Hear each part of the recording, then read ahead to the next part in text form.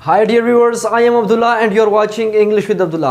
तो dear students, आज would rather को पढ़ा जाएगा कि वुड रादर का मतलब क्या है, किस तरह हम इस्तेमाल करते हैं, क्योंकि बहुत ज़्यादातर इस्तेमाल होते हैं स्पोकन के अंदर भी और रिटन के अंदर भी। तो स्टूडेंट काफ़ी कंफ्यूज रहते हैं कि इसका मतलब क्या है। तो आज पढ़ा जाएगा कि वुड रादर का मतलब क्या है। तो जी हाँ डियर स्टूडेंट्स, आपने डेली लाइफ में इस तरह के सेंटेंसेस सुने होंगे और हम बोलते रहते भी हैं कि मैं चाय पीने से जूस पीने को तरजीह दूंगा या जूस पीना पसंद करूंगा, या इसी तरह मैं वहाँ रहने से यहाँ रहना पसंद करूंगा या यहाँ रहने को तरजीह दूंगा। तो दो चीज़ों के दरमियान जब हम कंपैरिजन करते हैं कि उस चीज़ से ज़्यादा इस चीज़ को तरजीह दूंगा, तो उस सेंस में हम वुड रादर इस्तेमाल करेंगे। अब जहाँ तक इसकी मीनिंग की बात है, पसंद करूंगा या तरजीह दूंगा, तो इस तरह का मीनिंग आएगा। अब इसकी फार्मूलेशन क्या है, किस तरह लिखना है हमने, सबसे पहले हमने सब्जेक्ट लिखना है, उसके बाद वुड रादर होगा। वुड रादर के बाद वर्ब की फौरन फर्स्ट फॉर्म होगी, उसके बाद अदर वर्ड।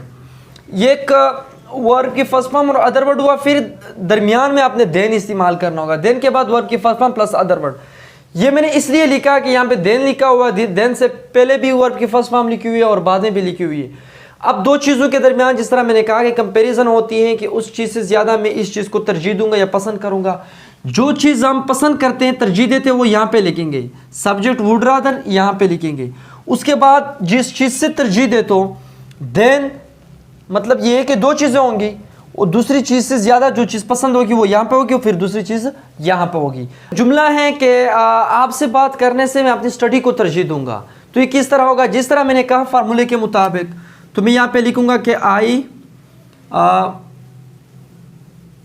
वुड रादर हो गया।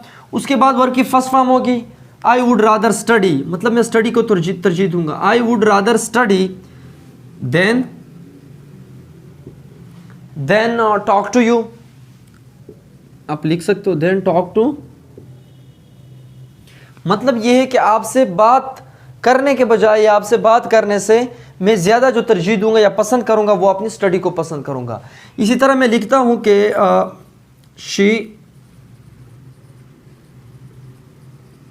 शी वुड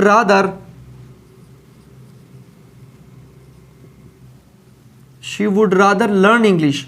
वो इंग्लिश सीखना जो है पसंद करेगी या उसको तरजीह देगी देन फ्रेंच। तो जी हाँ डियर स्टूडेंट, आप लोग सोच रहे होंगे कि देन के बाद तो वर्ब की फर्स्ट फॉर्म होगी। तो मैं रिपीटिशन को अवॉइड कर रहा हूँ यहाँ पे, इसको अवॉइड करना भी चाहिए। बार बार हम एक चीज़ को दो बार नहीं लिख सकते हैं। अब इनसे पता चल सकता है कि वो इंग्लिश सीखने को तरजीह देगी, किसके ऊपर, फ्रेंच के ऊपर। मतलब ये है कि फ्रेंच के साथ हमने दोबारा लर्न फ्रेंच लिखने की ज़रूरत नहीं है, एक बार बस लर्न इंग्लिश लिखा देन फ्रेंच, ये भी हो सकता है। और हाँ, इस तरह भी कह सकता हूँ कि she would rather learn English than learn French, इस तरह भी हो सकता है। तो अच्छा तरीका ये रहेगा कि देन के बाद फौरन वो अदर वर्ड लिखा करे। इसी तरह मैं कहता हूँ कि he would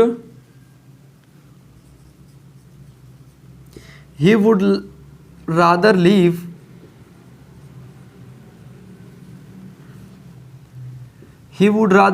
in Delhi। वो दिल्ली में रहना जो है पसंद करेगा देन लाहौर के बजाय वो दिल्ली में रहना पसंद करेगा। इसी तरह आप कह सकते हो, अगर मैं एक और जुमला भी लिखूं यहाँ पे कि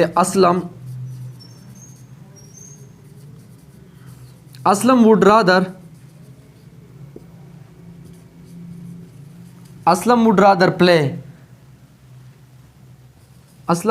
play game than watch TV. TV देखने से अहमद जो है अपनी गेम खेलने को ज़्यादा तरजीह देगा या गेम खेलना पसंद करेगा। तो जी हाँ डियर स्टूडेंट, यही तरीका है। इसी तरह आप लोग भी इस्तेमाल करें, कोशिश करें स्पोकन के अंदर भी इसको इस्तेमाल किया करें और रिटन के अंदर भी इस्तेमाल किया करें। तो बस आज के लिए इतना ही, मिलता है अगले लेक्चर में। टिल देन टेक केयर, अल्लाह हाफिज़, थैंक यू सो मच।